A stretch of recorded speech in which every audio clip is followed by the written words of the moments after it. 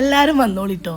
ഇപ്പോൾ വൈറലായിക്കൊണ്ടിരിക്കുന്ന നമ്മളെ fish fry ഉണ്ടല്ലോ, ഇനിയിപ്പോൾ ഞാനേ ഉണ്ടാക്കാൻ ബാക്കി ഉണ്ടാവുന്ന, പിന്നെ നമുക്കത് ഉണ്ടാക്കിക്കളാം. ആദ്യം തന്നെ ഫ്രൈ പാൻ തട്ടിയെടുത്ത് എന്താണ് അടി പിടിക്കാൻ നമുക്ക് രക്ഷപ്പെടാം. ഫ്രൈ പാൻ തട്ടിയെടുത്ത് ആവശ്യത്തിന് ഓയിൽ ഒഴിച്ച് മഞ്ഞൾപ്പൊടി, മുളക് പൊടി, ഉപ്പ് ഇവ ചേർത്ത് കൊടുക്കുക.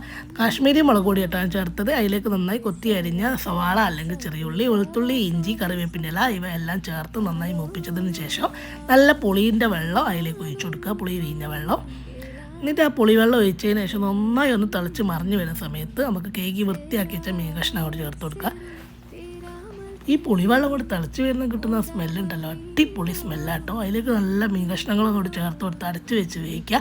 ഒരു സൈഡ് വെന്ത് വരുന്ന സമയത്ത് നമുക്ക് മറ്റേ സൈഡും കൂടി തിരിച്ചിട്ട് കൊടുക്കുക. അപ്പോൾ തിരിച്ചിട്ട് കൊടുത്തതിന് ശേഷം ആ ബാക്കി വരുന്ന മസാലകളൊക്കെ ആ മീൻ കഷ്ണത്തിൻ്റെ മുകളിൽ കൂടി പിടിച്ച് വരുന്ന വരെ നമുക്ക് വെയിറ്റ് ചെയ്യുക. പിടിച്ച് വന്നതിന് ശേഷം അവസാനം കുറച്ച് മല്ലിയിലയും കൂടി വെതറി കൊടുത്താൽ സംഗതി അടിപൊളി. ഇത്ര പണിയുള്ളത് ഉണ്ടാക്കാൻ. ഇന്നിപ്പോൾ പുട്ടിൻ്റെ കൂടാട്ടോ ഞാൻ കഴിക്കുന്നത്, ചോറിൻ്റെ കൂടാണ് അടിപൊളി ടേസ്റ്റ്. എല്ലാവരും ഒന്ന് ഉണ്ടാക്കി നോക്കി, ഇഷ്ടപ്പെട്ട ലൈക്ക് അടിക്കി. ഇന്നിപ്പോൾ ഇത്രയേ ഉള്ളൂ കേട്ടോ.